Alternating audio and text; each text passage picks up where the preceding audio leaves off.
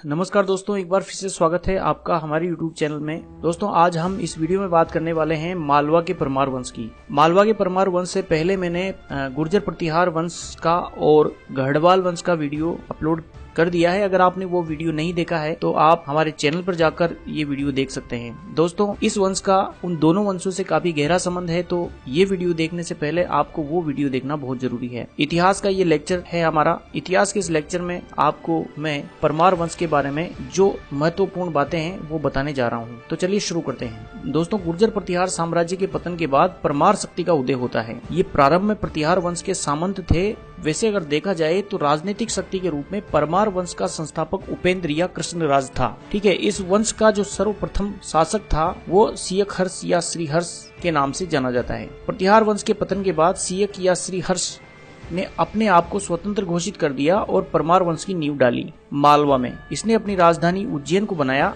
जो कि परमार वंश की प्रारंभिक राजधानी मानी जाती है। ये प्रश्न याद रखने का है। ठीक है, इसके बाद में सियक ने प्रारंभ में राष्ट्रकूट शासक खोडिक को पराजित किया। गुजरात के चालुक्यों को पराजित कर सियक ने अपनी साम्राज्य का विस्तार किया। हालांकि ये चंदेल शासक यशोवर्मन से पराजित हो गया था। तो इसके बाद में इसके दो पुत्र थे, एक तो मुंज और सिंधुराज। यहाँ पर कहानी ये कहती है कि मुंज को इसने गोद लिया था, अर्थात ये इसका दत्तक पुत्र था, और दत्तक पुत्र गोद लेने के बाद में सिंधुराज का जन्म होता है, इसलिए गद्दी पर बैठता है मुंज। तो बात करते हैं वागपति मुंज की। सियक का ये दत्तक पुत्र था और उसका उत्तराधिकारी था। इसने कलचुरी शासक युवराज द्वितीय तथा चालुक्य राजा तेलप द्वितीय के साथ कई युद्ध लड़े।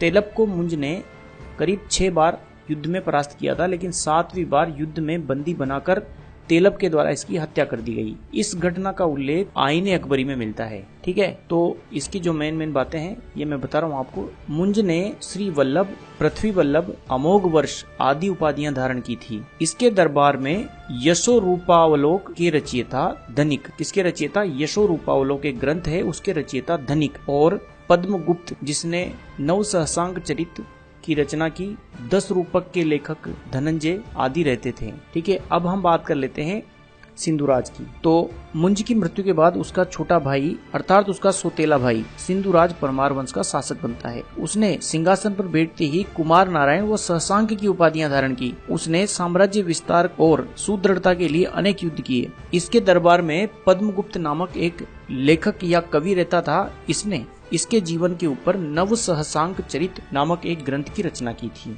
जिसके बारे में मैंने आपको पहले बताया। अब पद्मगुप्त जो था, इनके भाई वागपति मुंज और सिंधुराज दोनों का दरबारी कवि था। ठीक है, दोनों के दरबार में रहता था क्योंकि दोनों भाई थे। तो ये प्रश्न अक्सर पूछा जाता है कि पद्मगुप्त किसके दरबारी कवि थे, तो ये सिंधुराज के दरबारी कवि माने जाएंगे, क्योंकि इन्होंने सिंधुराज के जीवन पर आधारित नव सहसांक चरित की रचना की थी। वैसे प्रश्न कंफ्यूजन का है तो कम ही प्रश्न पूछा जाता है, दोनों राजाओं का एक साथ नाम नहीं आएगा, किसी एक का ही प्रश्न परीक्षा में आता है। ठीक है, अब हम बात करेंगे इस वंश के सबसे प्रतापी शासक भोज के बारे में। सिंधुराज का पुत्र भोज इस वंश का सबसे प्रतापी शासक था। उसने अपनी विद्वता के कारण कविराज की उपाधि प्राप्त की। भोज ने चिकित्सा शास्त्र, खगोल शास्त्र, धर्म, व्याकरण, स्थापत्य आदि पर लगभग 23 ग्रंथों की रचना की थी, जिनमें सम्रांगण सूत्रधार, सरस्वती कंठाभरण, आयुर्वेद सर्वस्व, व्यवहार समुच्चय और नाम मालिका आदि इनकी प्रमुख रचनाएं हैं। भोज ने एक सरस्वती मंदिर या भोजशाला, जो कि एक संस्कृत विश्वविद्यालय था उस समय, उसको बनवाया था। दोस्तों भोज परमार वंश का सबसे प्रतापी शासक था। इसके समय महमूद गजनवी ने 1025 में सोमनाथ पर आक्रमण किया था इसके समय में, और भोज ने ही अपनी राजधानी उज्जैन से धारा स्थानांतरित कर दी थी। उसने सर्वप्रथम कल्याणी के चालुक्यों के खिलाफ अभियान प्रारंभ किया, जिसमें उसे सफलता प्राप्त हुई, परंतु चालुक्य नरेश जयसिंह द्वितीय ने उसे हरा दिया। मेरुतुंग कृत प्रबंध चिंतामणि से ये पता चलता है। प्रबंध चिंतामणि किसकी रचना थी? मेरुतुंग नामक कवि की। उसमें ये पता चलता है कि भोज ने चालुक्य शासक भीम पर आक्रमण कर उसकी राजधानी अनिहिलवाड़ा को लूट लिया था। इसकी जानकारी हमें किससे मिलती है? प्रबंध चिंतामणि से।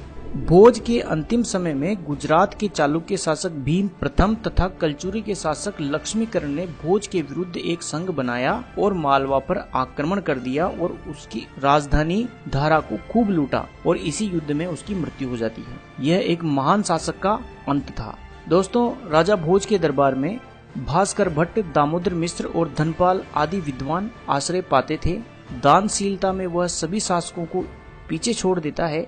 कहा जाता है कि प्रत्येक कवि के हर श्लोक पर 1 लाख मुद्राएं वो दान दिया करता था।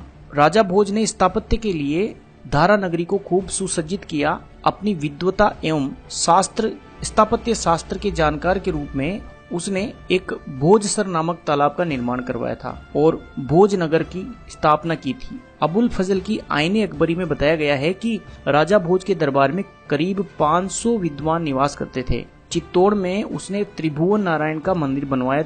इसकी मृत्यु पर क्षोभ करते हुए विद्वानों ने ये लिखा है कि अधधारा निर्धारा निरालंबा सरस्वती। इसका मतलब ये होता है कि विद्या और विद्वानों से सुसज्जित धारा नगरी अब निराश्रित हो गई है।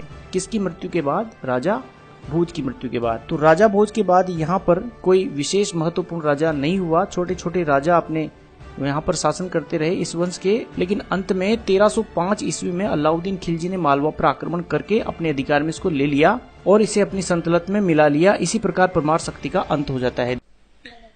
दोस्तों, अगर आपको हमारा ये वीडियो अच्छा लगा हो तो इसको लाइक और शेयर दोनों कर दीजिए और हमारे चैनल को सब्सक्राइब करना ना भूलें, ताकि आपको हमारे चैनल से जुड़े हुए लेटेस्ट अपडेट टाइम पे मिलते रहें। Thanks for watching knowledge update.